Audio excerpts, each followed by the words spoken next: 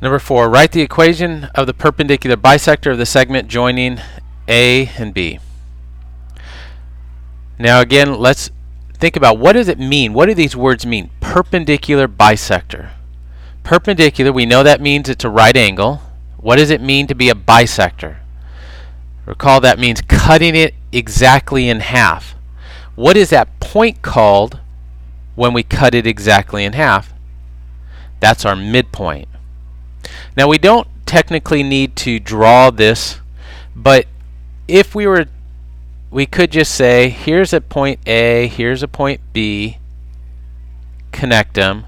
What we need to do is find this midpoint, and then we're going to find the perpendicular line.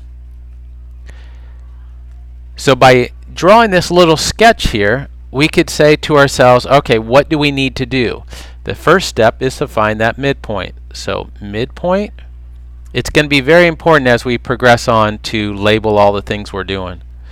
Of AB, so how do we find the midpoint? That's the average of the x values and the average of the y values.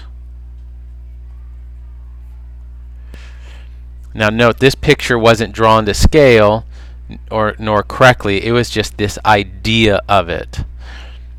We could do that. This would be 2 plus 4, 6 over 2, which would be 3, comma 0. If I did plot it, I don't need to do it exactly. I could just say here something like there's 2, 4, and then 4, negative 4, and then I'm finding something like this. And even with that rough sketch, it's close to the x-axis, which is the 0.30. Now what do I need to do? I know the given segment AB is going to be, the new one's perpendicular to that. So if I found the slope of AB, I can find the slope of the perpendicular one. So the slope of AB is, I'm going to use this one since that's positive, 4 minus negative 4 over 2 minus 4. So we get 8 over negative 2 or negative 4. I don't want that as my slope. I want the perpendicular slope. So I have a slope of negative 4. I do the opposite and reciprocal. Opposite will be positive, and then 1/4. And at this point, we can just plug it in. Y minus 0 equals 1/4 times x minus 3. Now the only thing that I would suggest you do on this is if you want to simplify y minus 0, you can just say y equals 1/4 x minus 3, and we're done. We don't need to do anything else. There's another method, and it works. I think this one's easier, but you could look at it in the book. Let's go over what these words are. This goes back to your geometry days. Perpendicular bisector, we just reviewed that. So let me start off, and I'll find that for this bottom segment here. Now what do we need to do first? We're going to find the midpoint of it. So I'm going to just kind of estimate it here. Okay, that midpoint.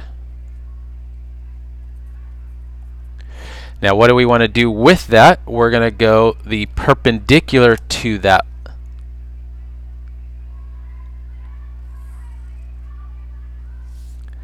So this one is the perpendicular bisector.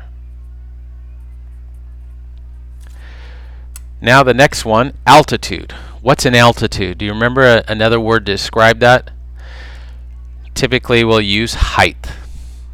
So if this is my base, this bottom piece here, the height of this would be to this vertex, the opposite vertex. So I have that as my point, and it's also, the height always has to be, if I'm going to go to this line and measure that height, I have to go straight down. I can't go diagonally. That straight down is at what angle? It's at a right angle. It's at 90 degrees. It is also perpendicular. And so this one would be the altitude. So what do I have on there? I have the point that's not on this side. I should mark my right angles here. And the last one, the median. What's a median? Well, what does it sound like? It sounds like middle, midpoint. It's related to that. The median of this segment, that it would be through the opposite vertex to the midpoint of that side.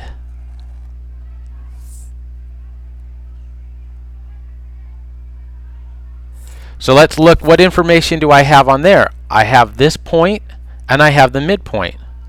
That means I have 2 points. That's just like example number 2, for example. The perpendicular bisector, that's what I did here in the previous problem on number 4.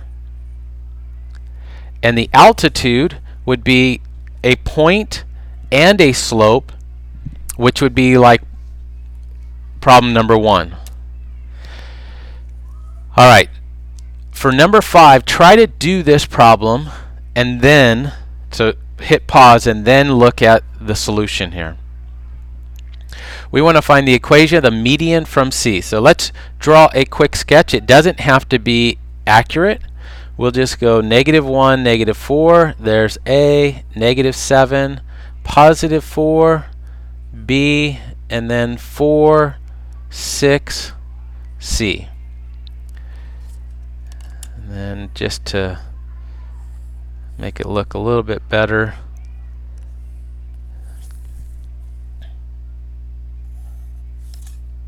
I wrote 6 instead of C. Now, if I'm going to go from the median from C, that means it's going to start at C and it's going to go to the midpoint of the opposite side. That means I need the midpoint of AB.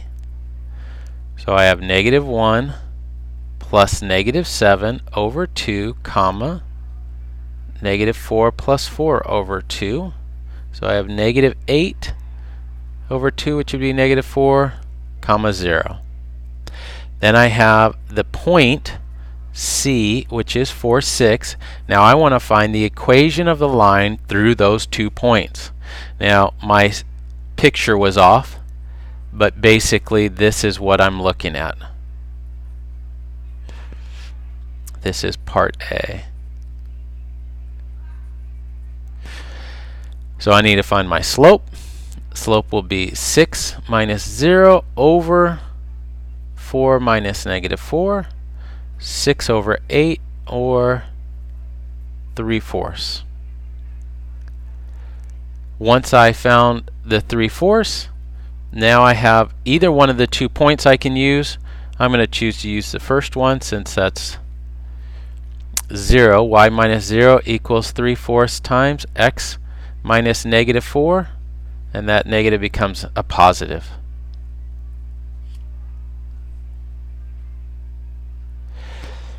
Find the equation of the altitude from C. This is part A. This is B. The altitude, what do I need to do for the altitude? I need to go from C perpendicular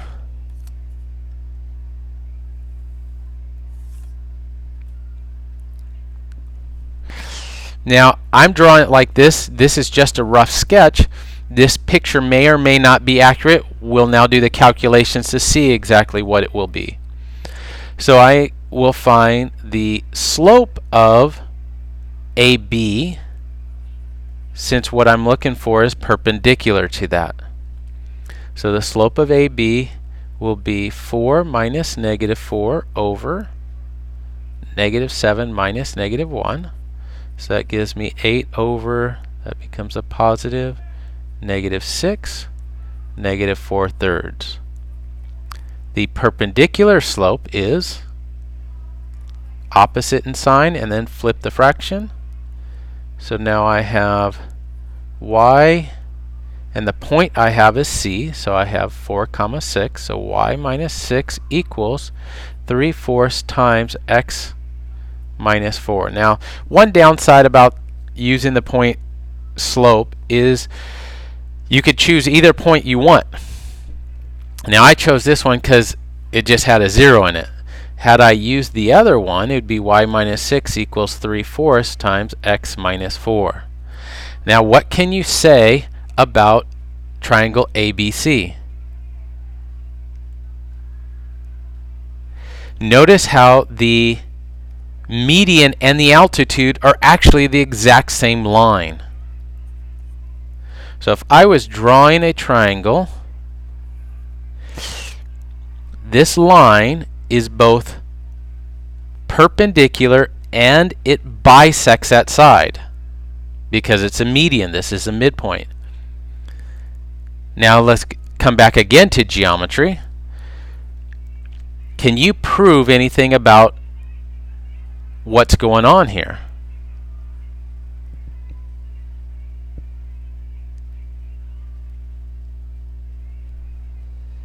Well, I could say that this side is congruent to itself by the reflexive property. So therefore, these two smaller triangles are congruent, which makes this side congruent to that one. Now, if we're looking at this big triangle and we have two sides that are the same, that's saying that this is an isosceles triangle. So what we can say, it is definitely an isosceles, or I should say at least an isosceles. We would actually have to go and compute the length of the sides to see if it's possibly an equilateral triangle.